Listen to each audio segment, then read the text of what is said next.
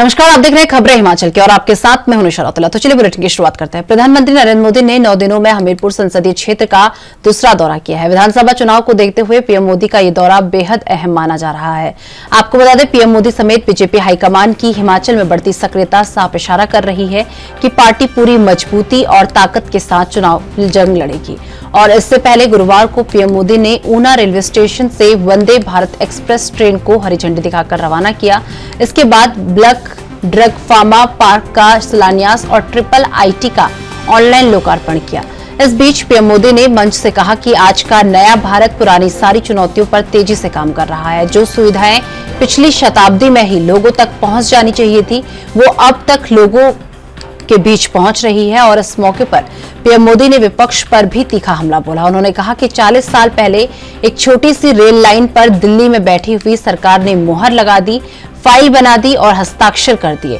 चुनाव आने पर लोगों की आंखों में धूल झोंककर वोट भी बटोर लिए, लेकिन जमीन पर एक रत्ती भर भी काम नहीं हुआ। एक तरफ जहां हिमाचल में हजारों शौचालय बनाए जा रहे हैं, तो दूसरी तरफ गांव-गांव में बिजली व्यवस्था सुधारी जा रही है। मुझे याद है हिमाचल का हाल क्या था। कहीं विकास का नाम नजर नहीं आता था। जैसा जब मैं यहां रहता था, चारों तरफ विश्वास की खाई, निराशा के पहाड़, आगे जा पाएंगे नहीं जाएंगे, विकास के अपेक्षाओं के बीच में बहुत बड़ी खाई, एक प्रकार से गड्ढे ही गड्ढे। उन्होंने कभी ये विकास की आवश्यकताओं के गड्ढे भरने के लिए सोचा नहीं, छोड़ दिया गया था। हमने उसको तो भरा, लेकिन अब मजबूती से नई इमारतें हिमाचल में हम बना रहे हैं। भाइयों बहनों, पहाड़ के रहने वाले लोग जानते हैं कि रेल कनेक्टिविटी ना होने का, उसका न होने का, उस वजह से वो एक प्रकार से दुनिया से कट जाते हैं। जिस क्षेत्र में अनेकों झरने हो, नदियां बहती हो, वहां पीने के पानी के लिए तरसना पड़ता हो, वहां पर नल से जल आना कितनी बड़ी चुनौती रहा है, इसका अंदाजा बाहर के लोगों को कभी नहीं हो सकता है। जिन लोगों ने बरसों तक यहां सरकारें चलाई, उन्हें हिमाचल के लोगों की तकलीफ से जैसे मानो कोई फर्क ही नहीं पड़ता। अब आज का नया भारत इन पुरानी सारी चुनौतियों पर तेजी से काम कर रहा है। जो सुविधाएं पिछली शताब्दी में ही लोगों तक पहुंच जानी चाहिए थी, वो अब लोगों तक पहुंच रही है। लेकिन क्या हम इतने पर ही रुक जाएंगे? पहले की सरकारें कैसे काम करती थी, उसका एक उदाहरण हमारा Nangal dam Talwari rail line का है।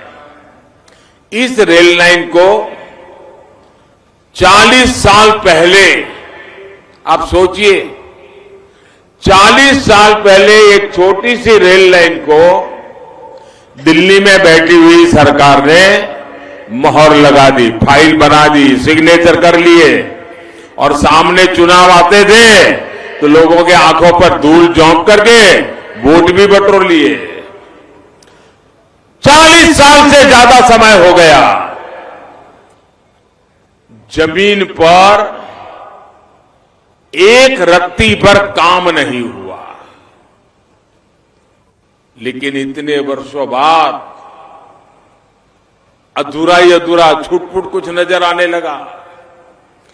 केंद्र में हमारी सरकार बनने के बाद अब इस रेल लाइन का काम तेजी से चल रहा है।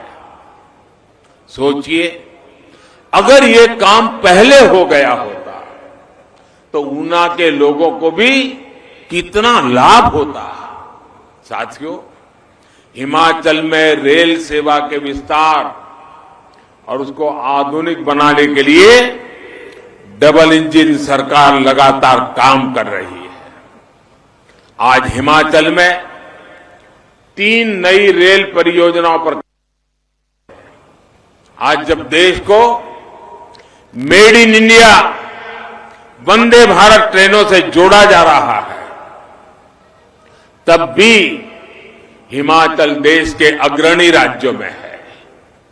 वंदे भारत एक्सप्रेस, ये नैना देवी, ये चिंतपूर्णी, ये ज्वाला देवी, ये कांगड़ा देवी, ऐसी हमारी पवित्र स्थान, हमारे शक्तिपीठों के साथ साथ हमारा आनंदपुर साहब, यहां आना जाना भी बहुत आसान हो जाएगा।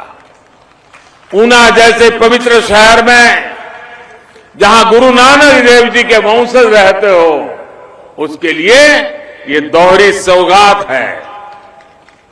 करतारपुर कॉरिडोर के माध्यम से हमारी सरकार ने जो सेवा कार्य किया है, उसे ये वंदे भारत ट्रेन और आगे बढ़ाएगी। वहीं इसी मौके पर केंद्रीय मंत्री अनुराग ठाकुर और सीएम जयराम ठाकुर ने हिमाचल प्रदेश को मिली सौगात के लिए पीएम को धन्यवाद किया और क्या कुछ कहा, आइए आपको सुनाते हैं। मित्रों, ट्रेन का सपना पहाड़ के लोगों के लिए सपने की तरह ही था, साकार नहीं होता था। 30 वर्ष लग गए, ऊना तक ट्रेन मुश्किल से पहुंच पाई थी, लेकिन आपने जैसे ही मोदी जी को दिल्ली में प्रधानमंत्री देश का बनाया, ऊना से लेकर दौलतपुर चौक तक ट्रेन पहुंचाने का काम मात्र 5 वर्षों में मोदी जी ने करके दिखाया है। इलेक्ट्रिफिकेशन दौलतपुर चौक तक हो गया, 9 नई ट्रेन भी चल गई, लेकिन फिर भी हिमाचल के लोग कहते थे शताब्दी नहीं है, राजधानी नहीं है, ये नहीं है, वो नहीं। लेकिन मोदी जी जब आए तो माननीय प्रधानमंत्री जी ने कहीं और नहीं, वो ट्रेन जो आज वंदे भारत एक्सप्रेस के नाम से जानी जाती है, जो पहली ट्रेन बनारस से दिल्ली के लिए चली थी, वो आज चौथी ट्रेन देश में कहीं से चल रही है तो हिमाचल प्रदेश से।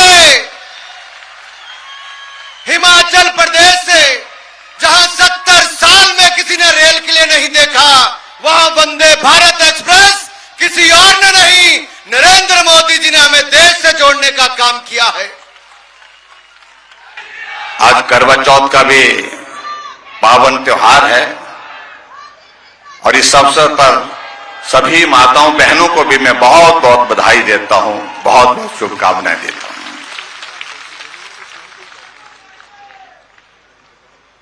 हम हिमाचल के लोगों के लिए निश्चित रूप से ये एक स्वप्न से कम नहीं। हम सोचते थे कभी हिमाचल प्रदेश में हमारा आना जाना सरल हो, और सबसे महत्वपूर्ण चीज जिस बात के लिए मैं आदरणीय प्रधानमंत्री जी के समक्ष एक बार नहीं अनेकों बार निवेदन करता रहा हूं, आपका आशीर्वाद मिलता रहा, आपका सहयोग मिलता रहा। हिमाचल भौगोलिक दृष्टि से कठिन प्रदेश है, आना जाना कठिन है, लेकिन उसके बावजूद ये सुंदर प्रदेश है, शांत प्रदेश है, यहां आना जाना हमारा सरल हो, उसके लिए सदैव हम प्रयत्नशील रहे हैं। रेल हमको या तो कालका मिलती थी, रेल या तो हमको चंडीगढ़ से मिलती थी। बहुत मुश्किल से कुछ वर्षों से ऊना को रेल की सुविधा प्राप्त हुई, लेकिन इस सुविधा में आज आपने 4 चांद लगा दिए। वंदे भारत नई ट्रेन की शुरुआत आज यहां से हुई, उसके लिए मैं आपका हृदय से आभार व्यक्त करता हूं। और मुझे इस बात की खुशी है कि यह ट्रेन बहुत कम समय में यहां से आप सबका आना जाना चंडीगढ़ दिल्ली बहुत सरल कर देगी। इसके लिए मैं सभी भाई बहनों को बहुत बहुत जहां बधाई देता हूं, आदरणीय प्रधानमंत्री जी का हृदय से आभार व्यक्त करता हूं। ऊना दौरे के बाद पीएम मोदी ने चंबा में 800 करोड़ रुपए की जल विद्युत परियोजनाओं का शिलान्यास किया। आपको बता दें कि प्रधानमंत्री मोदी ने 48 मेगावाट की जांजू 3 पन बिजली परियोजना और 30.5 मेगावाट की देवथल चांजू जल विद्युत परियोजना की आधारशिला रखी। हिमाचल के लगभग 3000 करोड़ की प्रधानमंत्री ग्राम सड़क योजना तृतीय चरण का भी शुभारंभ किया गया। संबोधन में पीएम मोदी ने कहा कि आज चंबा और यहां के विभिन्न गांवों को इन परियोजनाओं का उपहार मिल रहा है, जो उन्हें सड़क संपर्क, बिजली और रोजगार प्रदान करेगा। इस मौके पर पीएम मोदी ने कहा कि आज हिमाचल के पास डबल इंजन सरकार की ताकत है। इस डबल इंजन की ताकत ने हिमाचल के विकास को डबल तेजी से आगे बढ़ाया है। वहीं अपने भाषण के दौरान पीएम मोदी ने हिमाचल के पूर्व मुख्यमंत्रियों शांता कुमार और प्रेम कुमार धूमल का भी जिक्र किया। उन्होंने कहा कि इन दोनों ने हिमाचल के विकास के लिए अपनी जिंदगी को खपा दिया।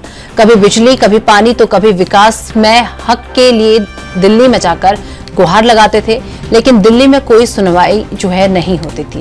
इसीलिए चंबा जैसे प्राकृतिक, सांस्कृतिक और आस्था का समृद्ध क्षेत्र विकास की दौड़ में पीछे रह गया, क्योंकि हिमाचल की मांगें और फाइलें भटकती रहती थी। साथियों, आज जब हम बीते दशकों की तरफ मुड़कर देखते हैं तो हमारा अनुभव क्या कह रहा है? हमने यहां शांता जी को, धूमल जी को अपनी जिंदगी खपाते देखा है।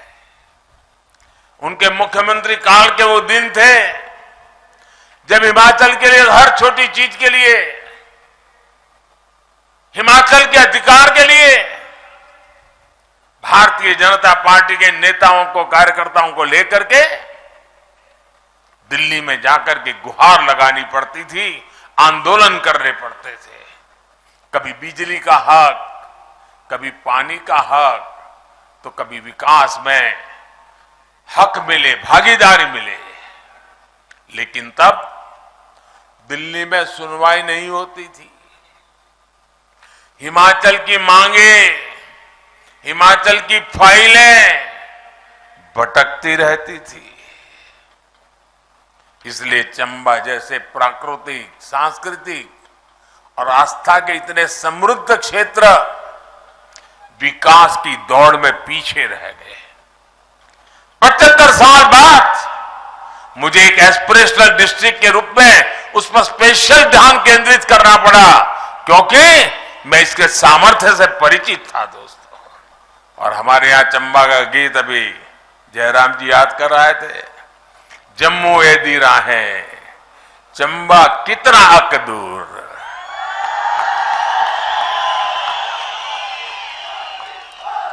ये उस स्थिति को बताने के लिए काफी है। यानी यहां आने की उत्सुकता तो बहुत थी, लेकिन यहां पहुंचना इतना आसान नहीं था। और जब ये जयराम जी ने बताया केरल की बेटी दिव्या के विषय में, ये देविका ने कैसे, और एक भारत श्रेष्ठ भारत का सपना ऐसे ही पूरा होता है। चंबा का लोकगीत केरल की धरती पर जिस बच्ची ने कभी हिमाचल नहीं देखा, कभी जिसने हिंदी भाषा से नाता नहीं रहा, वो बच्ची पूरे मनोयोग से जब चंबा के गीत गाती हो तो चंबा का सामर्थ्य कितना है उसका हमें सबूत मिल जाता है दोस्तों। साथियों, आज हिमाचल के पास डबल इंजन की सरकार की ताकत है। इस डबल इंजन की ताकत ने हिमाचल के विकास को डबल तेजी से आगे बढ़ाया है। पहले सरकारें सुविधाएं वहां देती थी जहां काम आसान होता था, जहां मेहनत कम लगती थी और राजनीतिक लाभ ज्यादा मिल जाता था। इसलिए जो दुर्गम क्षेत्र हैं, जनजातीय क्षेत्र हैं, वहां सुविधाएं सबसे अंत में पहुंचती थी। साथियों, आज जितने विकास कार्यों का उपहार हिमाचल को एक दौर में मिलता है, उतना पहले की सरकारों के समय कोई सोच भी नहीं सकता था। पिछले 8 वर्षों में पूरे देश के पहाड़ी क्षेत्रों में, दुर्गम इलाकों में, जनजातीय क्षेत्रों में तेज विकास का एक महायज्ञ चल रहा है। इसका लाभ हिमाचल के चंबा को मिल रहा है, पांगी भरमौर को मिल रहा है, छोटा बड़ा भंगाल, गिरिपार, किन्नौर और लाहौल स्पीति जैसे क्षेत्रों को मिल रहा है। पिछले वर्ष तो चंबा ने विकास में सुधार के मामले में देश के 100 से अधिक आकांक्षी जिलों में दूसरा स्थान प्राप्त कर लिया। मैं चंबा को विशेष बधाई देता हूं। यहां के सरकारी मुलाजिम को भी बहुत बधाई देता हूं कि उन्होंने देश के सामने इतना बड़ा काम करके दिखा। तो चलिए फिलहाल वक्त हो चुका है एक छोटा सा ब्रेक का। ब्रेक के बाद फौरन हाजिर होते हैं।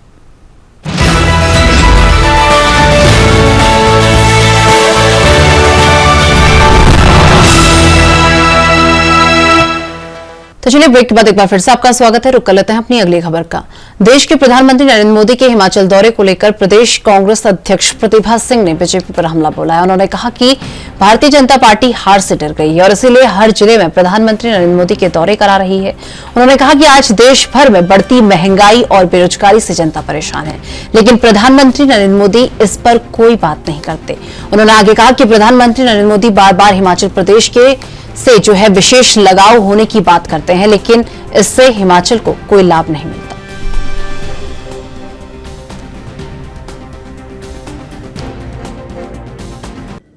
पर आप देखते हैं कि हिमाचल प्रदेश में अब हमारे चुनाव बहुत नजदीक है, हम चुनाव का सामना कर रहे हैं। मुझे लगता है कहीं ना कहीं कि बीजेपी बहुत घबराई हुई है। उन्हें लगता है कि इस बार हम इस कार्य में सफल नहीं हो पाएंगे, इसलिए बार बार प्रधानमंत्री जी का दौरा यहाँ रखा जा रहा है। मोदी जी मेरे को लगता है हर जिले में आ चुके हैं। मंडी में उनका दौरा रहा, उसके बाद धर्मशाला गए, उसके बाद शिमला आए, उसके बाद अन्य जिलों में भी जा रहे हैं। तो इतना विस्तृत दौरा प्रधानमंत्री का जो रखा जा रहा है, उससे आप खुद अनुमान लगा सकते हैं कि बीजेपी की क्या स्थिति है और वो कितने घबराए हुए अंदर से कि इस बार कांग्रेस अवश्य सरकार बनाने जा रही है। प्रधानमंत्री पिछली बार आए, मैंने बड़े गौर से उनका भाषण सुना और मुझे लगा कि इतना बड़ा शख्सियत हिमाचल प्रदेश में आ रही है। उन्होंने जो हमारे देश के ऊपर आर्थिक बोझ है, कितने बड़े संकट से हम लोग जूझ रहे हैं, तो मुझे आशा थी कि कुछ ना कुछ वो हिमाचल प्रदेश को आर्थिक मदद करेंगे और कुछ ना कुछ दे के जाएंगे। उसके ऊपर भी माननीय प्रधानमंत्री जी ने एक शब्द भी नहीं कहा। उसके अलावा मुझे बहुत अच्छी तरह से याद है कि प्रधानमंत्री जी ने जब वो प्रधानमंत्री नहीं बने थे, उस वक्त यहाँ पर उनका दौरा रखा गया था और उन्होंने ये कहा था कि मुझे मौका दो और मैं हिमाचल प्रदेश की परिस्थिति को बहुत अच्छी तरह से जानता हूँ और मैं महंगाई को भी कम करूंगा। 450 रुपए का एक गैस का सिलेंडर, जिससे उन्होंने कहा मुझे मौका मिलेगा मैं अवश्य इसके दाम कम करूंगा। अन्य पदार्थों की भी लोगों को आशा थी कि इस बार प्रधानमंत्री अवश्य महंगाई के ऊपर बात करेंगे, क्योंकि आप जानते हैं सभी लोग त्रस्त है, सभी लोग दुखी है और सभी इस महंगाई की मार को झेल रहे हैं।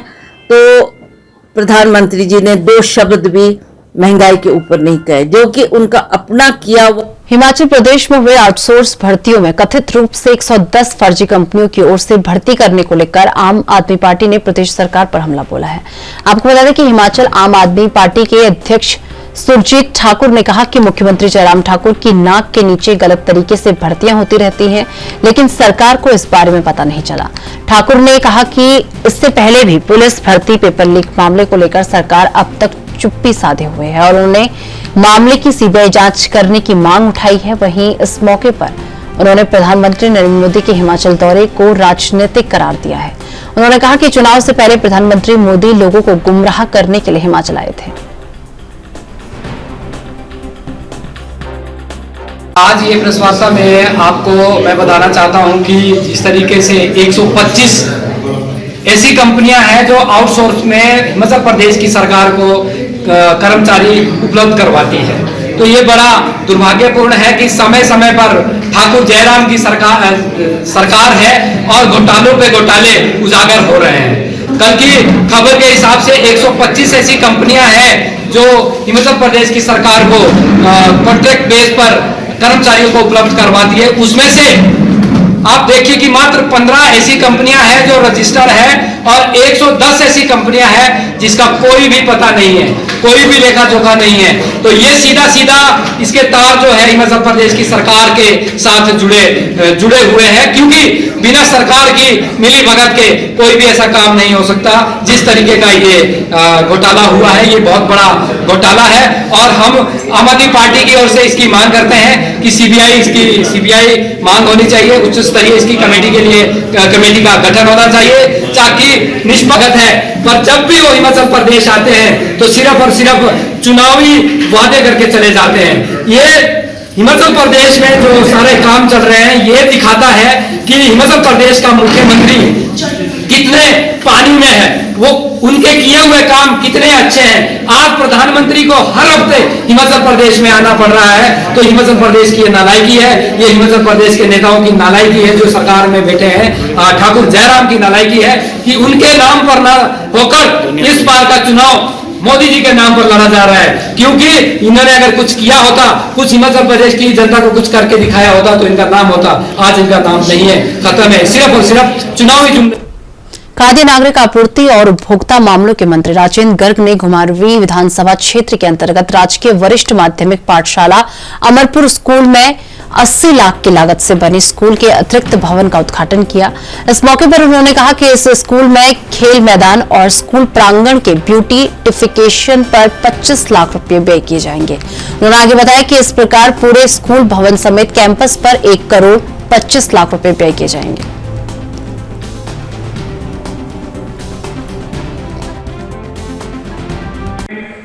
तो घुमारवीं के अंदर हमारा जो कलरी कॉलेज है, उस कलरी कॉलेज में एक वर्ष के अंदर 5 सब्जेक्ट की पीजी कक्षाएं, MSc botany, zoology, chemistry, MA political science, MCom, इन सब की स्नातकोत्तर कक्षाएं भी 1 साल के भीतर हमने वहां पर शुरू कर दी है।